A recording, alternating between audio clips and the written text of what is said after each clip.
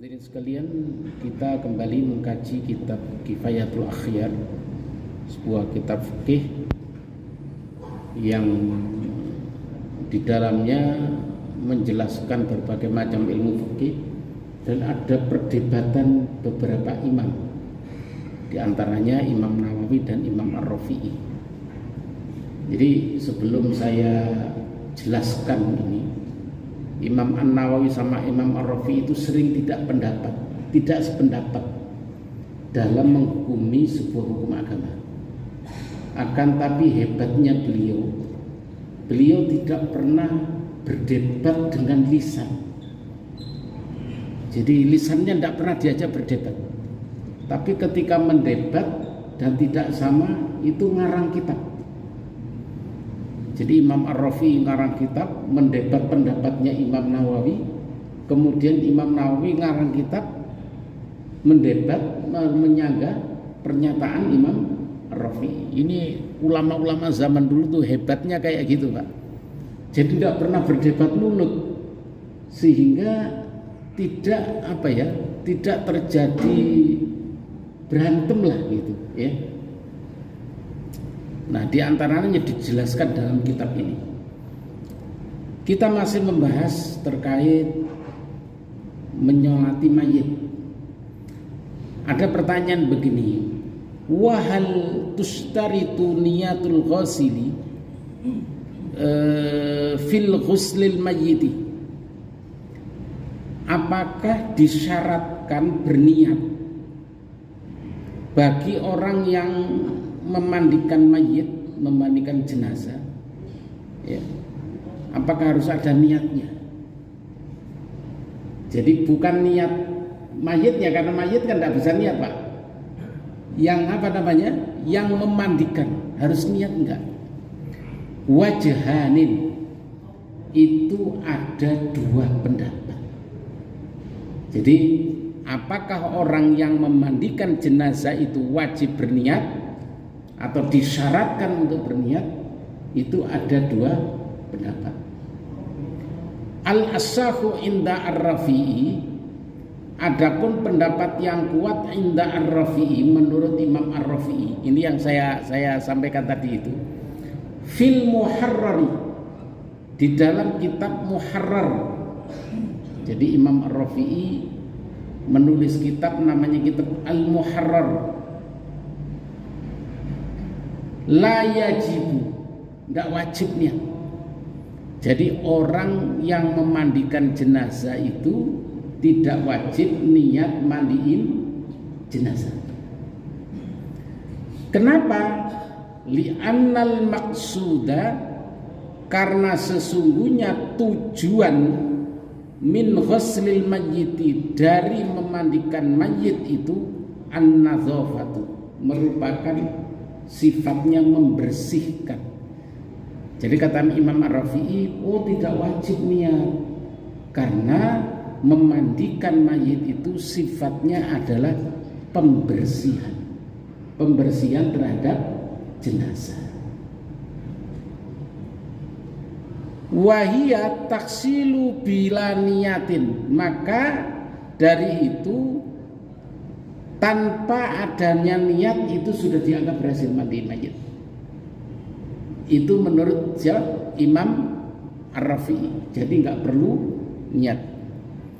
Wali annal mayyita, dan karena sesungguhnya mayit laisa min ahlin niyati, bukan termasuk golongan ahlu niat.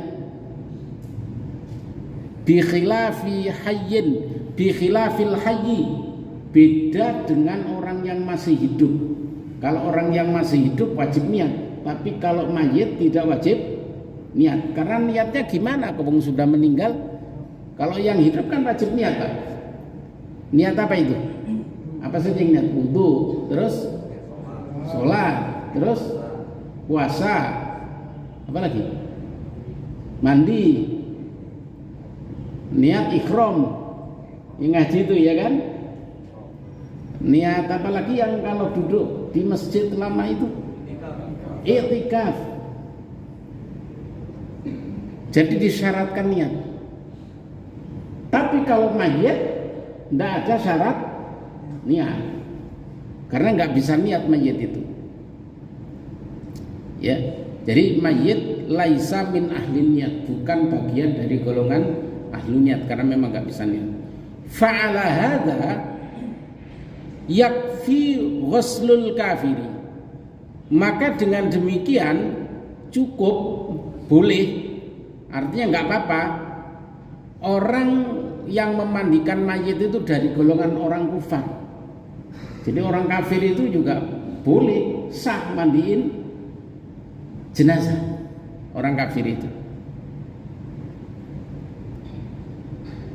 Wala yughsalul ghariqu, dan tidak perlu dimandikan al-ghariqu, orang yang tenggelam. Jadi orang yang tenggelam menurut pendapat Imam Ar-Rafi'i tidak wajib dimandikan. Kenapa? Li husulin nadzafati, karena orang yang tenggelam itu sudah dianggap bersih. Misalkan tenggelam di laut sampai meninggal, kemudian ketika diangkat wajib enggak dimandikan. Menurut Imam Ar-Rafi'i tidak wajib dimandikan. Ya, karena dianggap sudah suci. Jadi tujuannya sudah selesai. Karena tujuan orang memandikan itu adalah bukan mensucikan, membersihkan. Itu pendapat yang pertama. Pendapat yang kedua, wasani annahu yustartun niat, disyaratkan untuk berniat. Jadi orang yang mau memandikan itu Pak, syarat niat. Kalau menurut Imam Ar-Rafi'i tidak ada syarat niat. Kalau dalam pendapat ulama yang kedua tetap disyaratkan niat.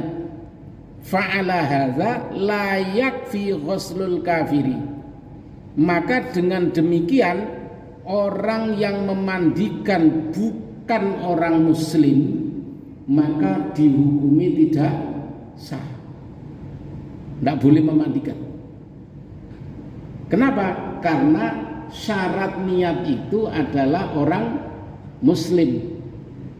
Jadi hukum niat itu sah kalau muslim. Maka orang kafir itu tidak disyaratkan berniat. Kemudian kalau mengikuti pendapat yang kedua ini bagaimana kalau umpamanya ada seorang bapak yang anaknya meninggal,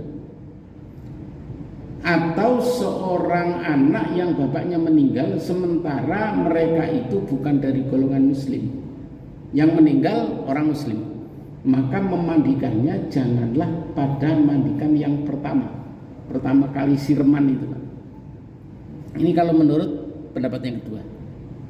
Karena orang yang memandikan itu harus berniat, dan niat orang kafir itu tidak sah. Walal ghariqu, juga orang yang tenggelam tetap wajib dimandikan menurut pendapat yang kedua. Wa ala bi anna ma'murun bi ghuslihi. Maka dengan demikian wajib orang yang meninggal itu dimandikan. Wa sahhaha an-Nawawi fil Minhaji, dan ini pendapatnya Imam Nawawi dalam kitab Al-Minhaj.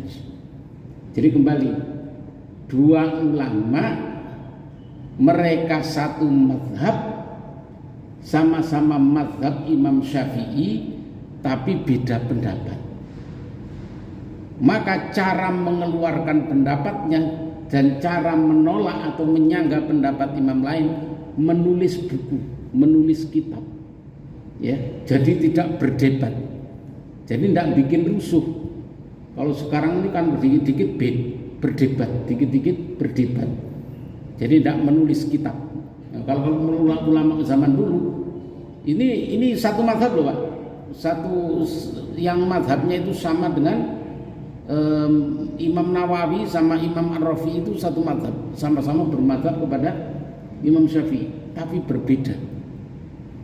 Ya, maka dari itu kita tidak perlu berdebat dengan mulut untuk menghindari perseteruan. Kalau kita mau berdebat dengan mengeluarkan dalil baik itu dalil akli maupun dalil nakli, maka hendaknya menulis buku, menulis kitab. Ya, kitab Imam An-Nawawi dalam hal ini namanya kitab Al-Minhaj, sementara Imam Ar-Rafi'i menulis kitab namanya Al-Muharrar. Jadi menurut dalam kitab Al-Minhaj, wujubu ghuslil ghariqi, maka itu wajib memandikan orang yang mati tenggelam. Tetap wajib menurut Imam An-Nawawi dalam kitab Al-Minhaj.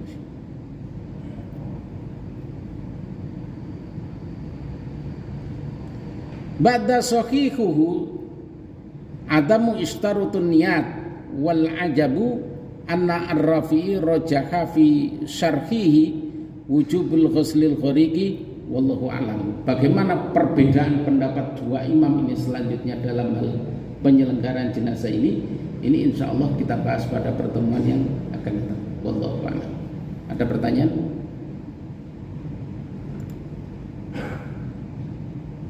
Bapak sekalian, kemarin saya dan kawan-kawan di bidang fatwa MUI telah melakukan pengecekan ke pasar, Pak. Ini saya kasih tahu, hendaknya bapak-bapak juga boleh mengikuti. Hasilnya ada beberapa potong ayam yang dijual di pasar itu tidak memenuhi persyaratan penyembelihan. Jadi marik dan hulqum itu salah satunya enggak terpotong, sehingga ayam itu dihukumi bangkai. Ya, dihukumi bangkai. Sehingga itu kita beli, habis kita beli kita teliti, habis kita teliti kita buang. Ya. Bagaimana Pak kalau kita tukang pecel ayam? Kita kan tidak tahu, bentuknya sudah pecel begitu. Ya niatin saja ini ayam halal, gitu aja Pak, karena kita tidak tahu. Nah ini maka dari itu kami sudah bicara sama Asminra, asisten administrasi Provinsi DKI Jakarta, untuk segera diadakan pelatihan motong ayam. Jadi ayam itu harus marik dan hulkum itu Pak, tenggorokan makanan sama tenggorokan nafas itu harus terpotong. Karena kalau salah satunya terpotong tak sah. Jadi baca bismillah itu sifatnya hanya sunnah. Baca bismillah itu sunnah. Bagaimana kemudian motong ayam dengan mesin? Kan rata-rata sekarang ayam dipotong dengan mesin. Kalau dengan tangan kan ini menjadi perdebatan. Tetap setelah kita muzakarahkan, kita musyawarahkan terkait hal ini, motong ayam dengan mesin itu halal. Hukumnya halal. Asalkan yang motong satu orang.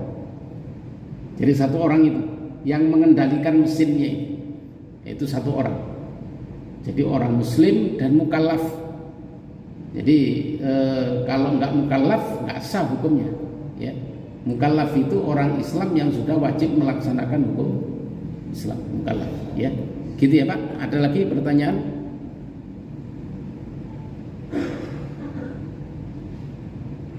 Kalau nggak ada nanti silakan ditanyakan di grup. Mohon maaf yang belum kejawab pertanyaan-pertanyaan di grup, karena kemarin itu Pak kalau saya pakai duduk agak lama kaki saya bengkak sehingga saya tidak kuat duduk. Maka dari itu insya Allah ini kaki saya sudah pakai duduk lama tidak begitu bengkak. Insya Allah akan kita mulai jawab pertanyaan-pertanyaan di majelis grup Imam Bukhari. Cukup ya? Al-Fatihah.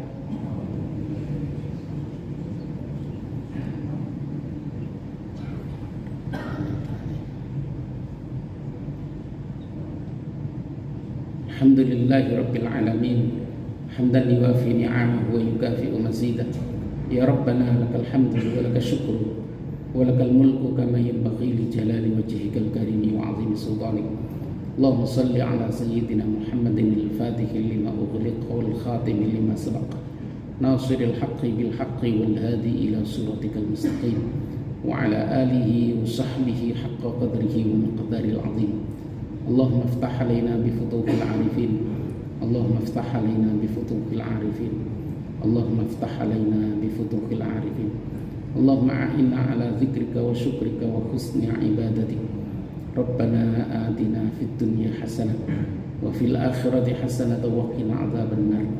ربنا تقبل منا إنك أنت السميع العليم وتب علينا إنك أنت التواب الرحيم. بفضل سبحان ربك رب العزة عما يصفون. Salamun ala mursalin walhamdulillahi rabbil alamin. Terima kasih.